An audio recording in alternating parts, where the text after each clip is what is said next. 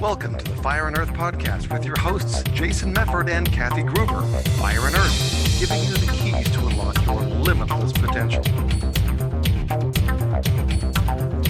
Welcome, everybody, to another episode of the Fire and Earth podcast. I'm your co-host, Jason Mefford. And I am Kathy Gruber, and I am so excited to welcome another guest to our show today. We have Kimberly Hobsheid, and she's going to talk to us about life, business, everything in between. So Kimberly, thanks for being here. We're so excited to have you. Kathy, thanks so much for having me. What a fun day we're going to have today. We're very excited. So why don't you tell everyone a little bit about you, your background, who you are, what you do, and all that good stuff. Sure. So I'm Kimberly. I'm a 6-time entrepreneur. That people call me a serial entrepreneur, but I don't sell cereal, so people get confused on that. So I decided that 6-time entrepreneur seems like a better way to introduce myself. But I wasn't always an entrepreneur. I actually did my time in corporate, spent about 17 years in there. 15 of them were good, and the last 2 not so much. I had worked my way up, climbed the corporate ladder, and I climbed right into golden handcuffs, which some of you and your listeners might know what it is. Basically, you have risen to the point where you are making enough money so that it's very difficult to quit, even if you don't like it anymore. So, Ding, ding, ding. Been there myself. Yeah. Right? So it's not a real pleasant place to be, because you're at the top of the ladder and suddenly you realize, I'm carrying somebody else's banner. Like, is this even the ladder I'm supposed to be on, right? Is this all I'm supposed to do? Are they going to put this on my tombstone? Like, she was really great at this one thing, And I didn't want that, right? So luckily, I had some businesses on the side. I'd even grown little businesses to the point where I'd sold them, which is very rare in the world, that you grow a business to the point where you can offload it, right? It's fantastic. And this time I decided I would go as a full-time entrepreneur. So I turned to my family and I'm like, what should I do with this full-time entrepreneur job, right? And they're like, well, you did so well at corporate, you should do that because you know everything there is to know about it. And I thought, great idea. So I went and built an entire company doing what I was doing in corporate. And I had contracts and employees and customers and ongoing orders. And about 18 months later, I looked back and I built a company that had $1 million in revenue. And I realized I had built my own jail cell because I was doing exactly what I did not want to do. And now I was responsible for other people's livelihoods. Yeah. And at that point, I had what Brene Brown calls a spiritual awakening or a breakdown. One of those. They're the same thing, right? Yeah. One coin, 2 sides. Yeah. So I went up on a mountaintop to try to find the answer, and I didn't find it there. And I came back, and I'm not just an entrepreneur, I'm also a mom. And when I came back, my son said, Mom, I've got a crisis. And I was like, great news, somebody else's crisis to focus on. And so I said, what's your crisis? He said, I'm 15 and a half and I'm going into summer and I won't be 16 before summer. So I can't get a summer job. I'm too young for a summer job and I'm too old to go back to summer camp because that's boring and stupid now, right? So I was like, well, you know what? You're never too young or too old to be an entrepreneur. So why don't we build a business around what you think is the most fun stuff to do? And we'll build a little mini business around it. And so that's what we did. And the whole summer was a super fun project where we actually put all that stuff into Google, like, what do you like to do? And we put all that stuff in and out pops the suggestion, why don't you be an audiobook narrator? And he looks at me and he's like, can we do that? That sounds fun. And I'm like, yeah, let's do that. So we started building this business just based on what we loved to do, what was fun, right? And I taught him everything about a P&L, how to attract clients, manage order flow, make sure that you have all kinds of things in your business that, like the website and the, protection legally and stuff. He taught me about Instagram, which I couldn't even spell before I knew that, before he taught me, all kinds of stuff that he helped me with in social media. And we built this little mini business together and it flourished because we were having so much fun. Every day that we did it was like, this is awesome. Let's do more of this. And so he actually saved me in the fact that I walked away from my other business and started just doing things based on what gave me joy, right? Like, let's figure out how to make money, but how to have fun doing it. And so that's been my mantra ever since. Like, I'm not going to do it if it's not fun. Yeah. I love this. I love this. I love this, because I say this to people all the time. If they don't know the answer to what do you want, which for some reason is a very hard question for people, it's what do you love to do? What did you do as a kid that you absolutely love to do, especially around like exercise and physical activity? Oh, yeah. If you loved riding your bike, go get a spin class. If you love playing dodgeball, start an adult dodgeball tournament, you know. So I love that you went back to that. Yeah. I read something years ago that said the games that you played as a kid, the things you pretended to be when you were playing make-believe, that's what you end up doing in a career. And I look back to myself as a child, and I was playing Wonder Woman. I had a whole company in my basement called Consolidated Fuzz, where I was running a business. I made a stock ticker out of a Kleenex box, and I put a bunch of paper in it, and I pulled stock tickers all day. I love it. I was a weird kid. And I had a whole veterinary practice. I was taking notes, and I had all my stuffed animals, and I had charts, and I was doing, and now I look at what I'm doing with the coaching and the massage and the running the businesses, and I think I'm Wonder Woman. So, I mean, it's like all of that has come to what do you want to do? Right. And when Jason and I did our values, both of us in some way came up with fun as one of our values. So I love that people think as an adult, you have to be so serious. This is business. This is not fun. Like, let's make it fun. You know, like, why can't it be fun? So I love this conversation. Well, you're totally right. Two things. One, well, you're right on everything. I couldn't agree more. Am I get that right? That was a fantastic period, because I'm like, yes, we have the same mind. But a couple of things stuck out. Number one, everybody has trouble. A lot of people have trouble finding out what they want to do, because the way that most people answer that question is to say what they're good at. Yeah. Or to do what other people think they should do, right? And I think it's wrapped around the mission, vision, and goals thing. Like, what's your mission? Well, I have to have a mission that's important, like saving orphans or something, right? Like, I gotta be important. I have to have an important saved all mission. of them yet? Haven't we covered all that? Right? Yeah. Okay. So that's one of those things where you're like, okay, like, what should I do? And for me, that you need to like back away from the should and turn it into, you know, what do you love doing? Because when you love going into work and it gives you joy and fills you up and makes you like bubble over with, let's do this now. Like, you become way more attractive to your clients. Like, people know if I love what I do. And you know what? People knew when I didn't. They just knew it. Like, they could feel it come through the phone. Like, I just didn't want to do that anymore. And clients like felt it, and that's not good. So it was time to pass that torch to somebody else who wanted to do it and was really excited about it. And me, I'm moving into something else that I think is fun. So that, for me, just release that back to the people who really love doing it, and you do what you love. So for me, Kathy, just like when you were a child, I was on stage. Man, my family did like magic shows and stuff. Like, my brother made me disappear and all kinds of stuff. In fact, later my son came to me and he's like 7, and he's like, did Uncle Jeff really make you disappear? And I said, yeah. And he goes, could he do it anytime he wanted? And I said, because he's looking at his older sister, right? Like, maybe I could make her disappear. And I said, well, I can't tell you how the trick is done, but I can tell you, you have to want to disappear. Yeah, exactly. Yeah, it's a little bit of, that's great. You know, I was doing magic shows and I stepped on stage in 5th grade. So yeah, I mean, that too. Yeah. See? And so now I'm on stage all the time, just virtual stages. And I love entertaining people. And I love, you know, lifting them up and making them laugh and making them feel loved and connected with other human beings. And that's what I do now. It's awesome.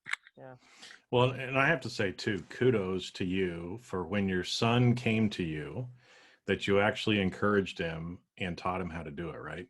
Me, as an 8 or 9-year-old boy, when I went door to door selling rocks to my neighbors to try to make money. Awesome. My mother was horrified. Aww. So embarrassed. And that was actually one of the limiting beliefs that kind of built up in me, even though, you know, again, just like you guys, when you were playing, I always played being an entrepreneur or a military general. That was the other one, right? So, but had all these ideas, dreamed about all these different businesses to make, started reading Forbes when I was 12, just geeky kind of guy, Oh, right? that's awesome. And so, what I noticed is, even though I had a very long career in corporate as well, Mm-hmm.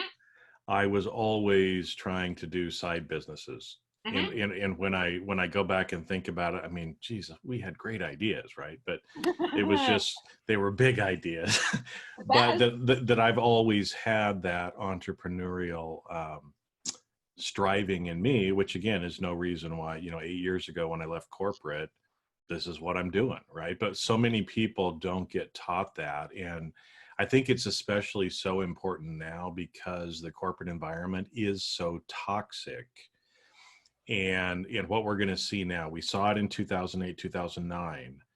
Entrepreneur was a word that most people did not know very much, unless we were geeky like we were.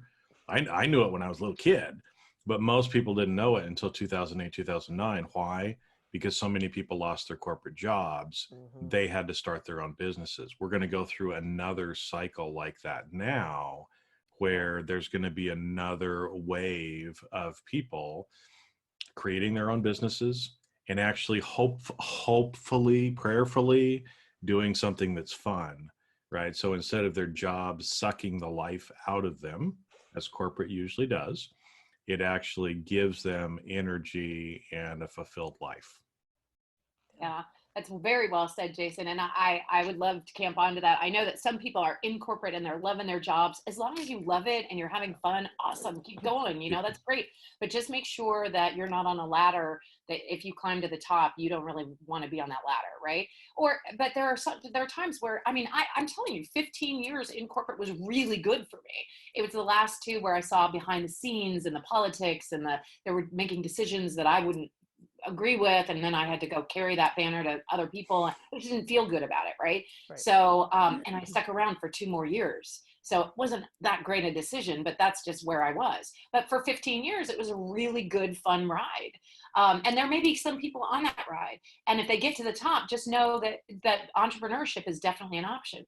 One thing that you said, Jason, that sparked my memory is that, yes, my dad actually became an entrepreneur. He was a sales guy, and he started his own business later in life. So it was sort of like family had already done that, so it wasn't too bad. But parents want what's good for you. They want what's safe. They want what's secure. And when they look at you, whether you're a little kid or you're a big kid, you're still their kid, right? And they're going to look at you and be like, does that come with health insurance? No. Yeah, totally. What about a pension? You got a pension? It's like, I'm 8. I don't know what you're saying. And what's so funny about that, Kimberly, I completely agree with that. But what's funny, I was an only child. I was daddy's little girl. And he was started out as a stock boy at a paint store when he was 15 years old. Mm-hmm. He worked that through high school. He got sent to Vietnam. When he came back, he was the store manager. He ended up buying the paint store, and he owned the paint store till about a year before he passed away. So I knew entrepreneur, I knew running small business, I knew all that stuff. During the summers, I would go on deliveries with him. It was the highlight of my summer. We'd get in this big, white, loud van with no air conditioning and an AM radio, and we'd drive around to cabinet shops and theaters. And they called me Little Paul Jr. because no one knew my actual name. Oh. So I would go around with him, and they would say, what do you want to be when you grow up? And before I could say anything, my father's answer was, she's going to be a Playboy bunny. Okay. And as a little kid, I'm like, I don't know what that is. And then I learned what that was. And I'm thinking, Dad, why would you say that to people?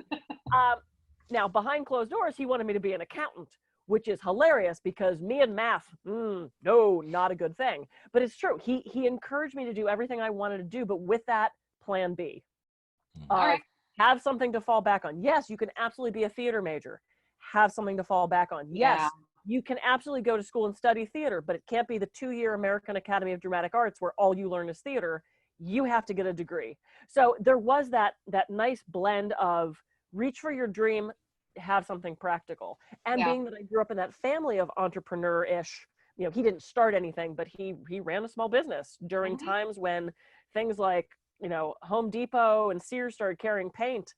The little mom and pop paint store in a really bad neighborhood struggled. Yeah. And I watched his moral compass navigate through that. Isn't that beautiful? It was Yeah. beautiful. And where he paid everybody else and he didn't take a paycheck for 6 months because there was no money. So Yeah. it's like, I remember seeing that as an example and Yeah. seeing some of the things that happen in corporate and in politics. And it frustrates me because where's the integrity in that? And I think what you found in what you were saying, that they were making decisions that you wouldn't make. Are we in line with our values? Are we in alignment with that integrity? Not just fun, but that integrity of it. And Yeah. I just babbled on for a while, but there's somewhere in there was a point I was making. No, I totally agree with that. And I think that that's part of it, right? And if you can't, the fact that your dad showed you that there are hard times and there are fun times and there are good times and there are times when you just need to pull up your, your big boy pants and, and do what you need to do in order to make it through, because entrepreneurship is, it's kind of a roller coaster, and sometimes times are really, really good and sometimes they're really not. But if you're doing what you love and you're helping people that you care about, and you're doing the things that give you joy, then that usually carries you through the tougher times when, there's the squeeze that you lose a big contract. I remember the first time I lost a very big contract with my own entrepreneur business, right? Like it was growing. And then they were like, hey, we've decided to limit the number of vendors we use to 3, and we're going with the big guys. And I was like, ouch, like that was a big chunk of my business, my revenue, And so that stuff happens through, whether it's a fault of your own, nothing wrong with that. We all make mistakes, or no fault of your own, where they just make a decision that doesn't even have anything to do with you. Right. And things change. And so you just have to be able to be flexible and on your feet. And the cool thing about being an entrepreneur is you can turn on a dime, right? You can turn this battleship on a dime. If you're Coke or Pepsi, making a big move is difficult to do, right? But if you're, just a little guy, or if you're a big paint store, right, then it's hard to do. But if you're a little guy, you can change things. You can start carrying, paint brushes, or you can carry other stuff, right? Yep. Absolutely. So now, actually, what I do, it's funny, we actually talked a lot about the audiobook business, and I do still have that business. It's called I'm Hearing Stories, but which is like a really bad way to name a company, I got to tell you. Like when you say, we were like, how clever is that? I'm Hearing Stories, right? That's a super clever name. No, bad, because now people want to know if there's an apostrophe. They want to know if it's I am hearing stories, and then they say, like, is it I'm hearing voices? And it's a freaking mess. So don't ever do that, right? Okay, so my other company is called Entrepreneurs Rocket Fuel. And what that does is it helps the little entrepreneur or the big entrepreneur grow their business to the next level. And it's designed as a community for entrepreneurs by entrepreneurs to get seen and heard in a bigger way. I help people get connected with the right people, with the right opportunities, and with the right stages in order to be seen and heard in a bigger way. And when I say stages, I'm talking about virtual stages. So podcasts, radio shows, web summits, webinars, and Zoom meetings, and all kinds of networking events where you can get in front of a large group of people and share who you are and what you do, and share your message in a bigger way. And that's what I do now, because I have a huge passion for entrepreneurs, large and small, young and old, right? I love when an 18-year-old entrepreneur comes in and they're like, I've got so much energy and I'm excited and I'm going to take over the world. And I'm like, yes, you are, darn it. This is awesome. Yay. It's super fantastic. And then I also love the people who are like, yeah, I did this thing at corporate. I'm over it. I kind of want to start a fly fishing company, and that's what I want to do. And I love it. I absolutely love it. If that's what you are enthusiastic about and energetic about, do it. And guess what? That changes over time. Yeah, absolutely. Yeah. Jason. And I think it's interesting too, because moving from, both you and I moved from corporate into entrepreneurship, right? Is the longer that I've been doing this too, the more I realize how many limiting beliefs actually get created by spending a career in corporate, right? And so I've watched myself through my own experience, and I see this with other entrepreneurs that I know that are kind of in the same space that I'm kind of helping and working in partnership with, to where, like you said, as entrepreneurs, you can spend on a dime. You can start selling paintbrushes. You can start selling Gatorade or whatever at the checkout too, right? In corporate, it's so logical. It's so it's so regimented, so many approvals, so much process driven that we almost have to relearn a lot, Mhm. right? If you're moving from the corporate space back into the entrepreneurial space versus like, your 18-year-old that, hey, I've got all this energy, I'm so excited, blah, blah, blah, blah, blah. I mean, they're going to be a millionaire before the 50-year-old, person from corporate is, probably, because they don't have all of those Yeah. limiting beliefs Yeah. that come along with them from years in corporate, right? So, I mean, Yeah. what are, because you see this a lot. I mean, what are some of the things that people have to kind of get over, and just start doing to be successful and make the transition to being an entrepreneur? Well, one thing well, let's talk about the mindset first of the young kids versus the people who are coming out of corporate. So I love millennials. I know a lot of people are like, oh, I'm a millennial, blah, blah, blah. I love them. I love them because they're like, they would rather drive an Uber car and make like barely minimum wage, because what they do is they're like, yep, I'm free now, I can start work. And then their girlfriend calls and they're like, hey babe, can you come for dinner? Yep. And they shut it off and now they're not working anymore. You think that would work at corporate? No, that's a totally entrepreneurial mindset. And I love it. I absolutely love it. And they make money when they feel like making money, and they don't when they don't feel like. They're like, no, I got priorities. I'm going to the beach. I'm going to catch the waves, right? Yep. It's awesome. Like, that mentality is awesome. And it's really what we did not have, and not like poor us, but what we did not have growing up was a mentality of it's your life that you're living.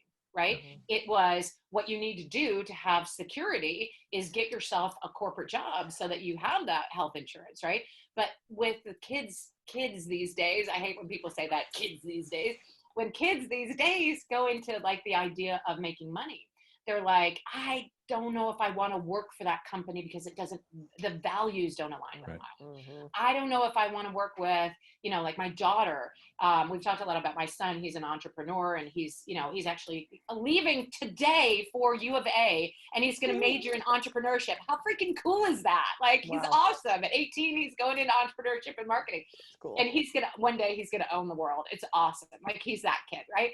But my daughter is actually, she's the one that's going to save the world. She's in environmental sciences and, like helping people and stuff. So I have one of each, I say. So, so my daughter is very environmental. And like, when she interviews for a job, she's like, let me do some research.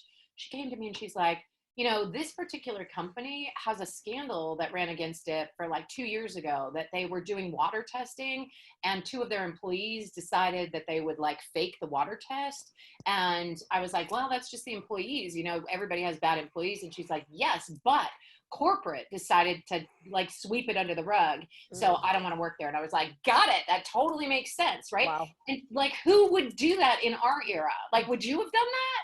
I don't know. Like, well, we didn't have the internet back then. Right. Yeah. No, it's like, are they a Fortune 500 company? I'm working for them, right? Kind of a deal. Exactly, right? So anyway, so there's different attitudes. And so when they come into entrepreneurship, they're like, okay, well, like, what's fun? What's my life gonna look like? And how can I like incorporate making money into the cool life I want to have?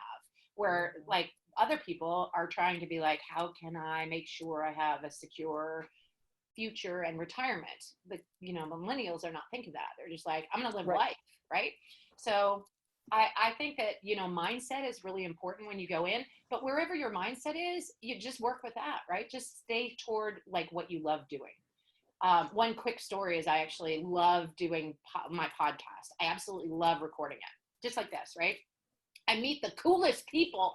I have the best conversations, and I love every minute of it. And after it's over, I stop the recording, and then I hate everything that comes after. All of that engineering, all of that uploading, all of that like editing, all that stuff. Now, I have done audiobooks, so I know what all that is, but to me, that's work, right? Like, I don't want to do any of that. Mhm. So really what you need to do is work in your zone of genius and hand that off to somebody else who loves it. The people I handed off to, they're a company called Let Your Nerd Be Heard. And they're nerds, right? And they love it. They're like, oh, cool, another file to, like, where's the headshot? Where's the show notes? Like, let's make that happen. And they love that stuff. But, maybe they're not as comfortable doing their own podcast. Maybe they're not as comfortable interviewing people. But what they love, they're doing. And so I think that just shows, like, no matter what you love doing, do that. And then find somebody who loves doing the other stuff. Let them do that. Like, I would never do my own taxes. Oh my God. Oh, God, no. Right? Or my oil change or my own appendectomy. Oh yeah, right? Actually, the appendectomy I might try. I could probably pull that off. No, and to that point, Kimberly, and and Jason, I love doing this podcast. I edit the episodes because I love editing the episodes. Could we have something like that? And I don't, so she gets to do it. So he does more of the marketing, which drives me crazy. But I remember when I had just started my massage practice here in Santa Barbara. I was maybe year 2, and there's an organization here in town called Women's Economic Ventures. Yeah. I had gone to some of their mixers, promoting women in business. They had classes and these like certification programs, and they were offering free business coaching. And I thought, sure, I've never had business coaching. What the hell? So I sit down with this woman at a sushi restaurant of all things. And she says, so I have an idea. And I went, great, let's hear it. She goes, you should bring on 5 other therapists, open an entire spa. You can manage it. And I went, no, but that would be the way to scale your business. And that would be and I said, no. I'm the massage therapist. Like, I don't want to manage people. I want to do the work. I said, and I'm really bloody good at it. Yeah. People come to Healing Circle Massage for me. Yeah. They don't want any random person to touch them. They want me to do the work because I have the reputation, I have the education, and I have the work that they want. And she was really pushing this idea of bringing in other people. And I said, look, I'm not a tire store. I am not Ian's Tire and Auto, where you don't have to have Ian change your tires. Anybody can do that. And she didn't get it. She was stuck on her track, on her mentality of, you should be the manager and bring all these other people. And that's the way to make the money. I was like, see, that's climbing your own corporate ladder. Now you're in your own jail cell, right? Now you're responsible for other people's paychecks. You're not doing what you love doing. You're not having fun. Yeah, I totally agree. So just and you did a great job just keeping focused on what your love was. Yeah. And that brings us to the next point of scaling. So the one mistake that most people make is that they don't have like the right mindset toward what do I love? And the second thing is when you scale, you probably need to start with getting some sort of virtual assistant and start partnering with people that do the things that you don't love doing, right? The quickest way to do that is to get your QuickBooks off your plate and have somebody else do that, right? And they're going to do it better, faster, less expensively, less time consuming, and it'll be off your plate. I love telling people to get virtual assistants. They're like, oh, I think I'm almost ready. I can almost afford one. I'm like, for $200 a month, you can get somebody 10 hours a week to come in and in the Philippines and do all of your stuff for you. They can schedule appointments for you. They can book podcast guests. They can manage your schedule. They can go through your email and delete stuff. They can do all kinds of stuff just to get you started. Like, what's overwhelming you? Let's get that off your desk as quickly as possible. And then you could be like, okay, well, my website's broken and I hate fixing that. Awesome. Let's find somebody who can fix your website for you because you don't want to do it. Let's get you back into your zone of genius. Let's get you back doing actual massage instead of doing all the crap work you don't want to do, right? So as soon as that little feeling comes over you, you need to get back on what I call the road to joy. ROAD is an acronym, ROAD. So if you relish it, do it forever. Keep doing it until you don't relish it anymore. R is for relish. And then if you don't relish it, it needs to go into one of the other 3 buckets: outsource, automate, and delegate, which basically means get it off your desk as quickly as possible. So outsourcing would be, I'm working with another partner. They do this really well. Like my Facebook ads, I actually never posted Facebook ads, but if I did, I would not do that myself. I don't want to learn how to do it. I would screw it up. I would spend a ton of money doing it. So I'm going to outsource that sucker really fast, right? Yep. Automate. If you're the person following up with individual emails after a networking event, and then you have the follow-up series that you're doing, you're going to forget. You're going to leave it behind. Your customers are going to think you forgot about them, which you did, and they're going to not be nurtured into buying your stuff eventually. Yeah. So automate a system, automate an email program use an automated email program that automatically sends them periodic information, right? And delegate is the last one. And that is find yourself a virtual assistant or your kid and start moving things onto their plate instead of yours, right? Be like, all right, so from now on, you're going to be the one who does X, Y, and Z. You're going to do all my Instagram ads because I don't know how to do them, right? And just get it off your plate. Because if you don't love doing it, that's when tragedy strikes in entrepreneurship. You're like, I don't love this anymore. I thought I was going to love it. I thought I was going to get time freedom, location freedom, and financial freedom out of this business. And I'm barely making 5 figures, let alone 6. And I'm miserable because I got to go in and do all this crap work that I don't want to do. And maybe like 20 minutes today, I'll be able to focus on the stuff I love. Yeah. Well, if you flip that around as early as possible and start only doing the things that you love, if things fall through the cracks and somebody complains, figure out how to have somebody else do that. Yeah. That's, if I nobody love complains, maybe it didn't need to be done in the first place. Right, exactly. Well, and it's funny because I was feeling so overwhelmed a couple of years ago, and I sat down in my favorite restaurant with my favorite glass of wine and a journal, and I wrote every single thing I was responsible for. Oof. I was doing massages, I was doing hypnosis, I was advertising, I was doing social media, this was before I met Jason, I was doing podcast guests for other people, I was writing my own books, I was writing my own articles, I was contributing to other people's blogs, I was doing all this other stuff. And I sat down, I wrote everything down I had to do, and I ranked it according to what I loved and what I hated. I hate social media. I hate it. I just realized I hated writing for other people's blogs. It's like, I'm not getting anything from that. So I realized I could eliminate some of the stuff that I actually didn't have to be doing. I felt somewhat obligated to do it. And then the rest of the stuff I delegated. It was the happiest night of my life because I realized I wasn't pressured to do all the stuff I didn't want to do. Yeah. And what you could do, and this is sort of like, this is the bonus tip. So the bonus tip is what you could do is when you decided, I don't want to do social media and for my clients anymore. I don't want to do that, right? Like my clients are coming to me and they're asking me to do this or X, Y, Z, and I just don't want to do it. Find a partner who does that and charges for it, and then recommend that partner, right? So for me, it's Facebook ads. I don't do them. I don't want to learn how to do them. It's not part of me, right? I actually don't do it in my business at all. I don't advertise on Facebook at all. I never did, not even in corporate. I just don't know how to do it. And I don't even, like, I would screw that up. But I do know, like, the queen of Facebook ads. Her name's Tammy, and she's incredible. So when people come to me and they're like, hey, I want to know how to do Facebook ads, which happens a lot. I'm like, awesome, you need to meet Tammy. Now, Tammy is not we're not partners. She's just runs her own business. And I'm like, let me introduce you. So then I email Tammy, please meet so-and-so.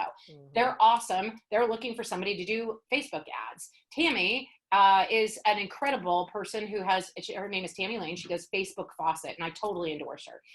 And Tammy is incredible. She will teach you everything you need to know about Facebook ads, and she has a team that can help you with it if you want a done-for-you service. She's phenomenal. Good luck to you. I'll let you two take it from here. Right. At that point, if somebody buys Tammy's stuff, then Tammy can offer me a referral fee. Now I have an entire business I can offer to my clients, and I do zero work. And it's a job I would hate. Imagine if I was like, okay, my clients want to learn how to do Facebook ads. I guess I need to learn how to do them and then sell that. Like, no, no, there are people who do that way better. So that's my bonus tip, is find a partner who does it better, refer them business, and set up a referral plan with them. Well, I think as you were talking about, one of the things that I always see entrepreneurs hesitating to do is to hire somebody or delegate. And it was, there's a lot of different options for doing it, right? Yep. Like you said, instead of offering your clients, Facebook ad capabilities, you just refer them, then you get a referral back if they end up buying, right? Yeah. And there's lots of other ways to do it. I mean, one that I just did was one of the products that I sell. I didn't have enough time to actually do it, and it's a higher ticket item, so I hired somebody on commission. Yep. So it's like zero fixed cost to me, Yeah. but I'm paying a big percentage, but that's okay because now, he's a commissioned salesperson. We've got a structure set up that works for him, works for me. Now I have another employee effectively without really having, Not an employee. Don't say that mistake. Well, no, but independent contractor, right? But as far as another person helping out, independent contractor, and I think that's going to be more and more too, where there'll be a lot more independent contractor relationship with everybody. But even as we were talking, even our kids, right? Kathy, you were talking about your dad taking you to work. I started going to work with my dad. He was a general contractor when I was 8. Yeah. Right. So there's options that are out there too, and I think the quicker that entrepreneurs can start getting help, the less burned out we feel, and focus, like you said, on your area of genius. You're going to have a lot more fun, and the more fun you have, the more money you make. And that's kind of the whole purpose for entrepreneurship. It's not to put yourself in another jail cell that you hate. Yeah. I love this conversation, and keeping the time. We're out of time. But I love this conversation. We have the best guest, Jason. Oh, we do. Yeah, we do. Of anybody in the world, we have the best guest. Kimberly, where can we could have this conversation all day. Where can people reach you? Where can they find what you offer? What's the best place? Awesome. So I would love to invite you to the community. It's actually a free community to join. It's called Entrepreneurs Rocket Fuel. It's out on Facebook. If you don't do Facebook, you can go to www.entrepreneursrocketfuel.com and check out the rest of what we do. But primarily, it's an interactive community on Facebook. We have thousands of entrepreneurs in there that interact and help each other, because that's probably one of the toughest things is when you become a solopreneur, you're solo, right? And you don't have a community around you to support you. Well, this is that for me. And it's an amazing community of really, really cool people who are there to help you get your business to the next level. I can actually help get you on stage. So if you join the community and then reach out to me, I'd be happy to get you on virtual stages so that you can get seen and heard in a bigger way. If you're not clear on your message, we can work together on that. And if you're like, no, I'm a master at stage, mic me up. I can put you on different podcasts, radio shows, web summits, webinars, all kinds of virtual stages. Yeah, that's so great. Yay. I'm so excited. You're amazing. So glad we connected. Okay. Well, I guess, yes, that's everyone go. Go sign up. Join the group, live your passion, make it fun. I think that's, if I got nothing out of this morning, it was about fun. So awesome. Yay. Thank you, Kimberly, for being here. I'm Kathy Groover. I could be reached at kathygroover.com. And I'm Jason Mefford. I can be reached at jasonmefford.com. So again, go out, sign up for Entrepreneurs Rocket Fuel, either on Facebook or through the website. Start getting help, join the community, because like we said, so many of us are solopreneurs. And the more help we can get, the better it's going to be, and the more successful we can all be. So with that, go out, have a great rest of your week, and we will catch you on the next episode of the Fire and Earth Podcast. See you.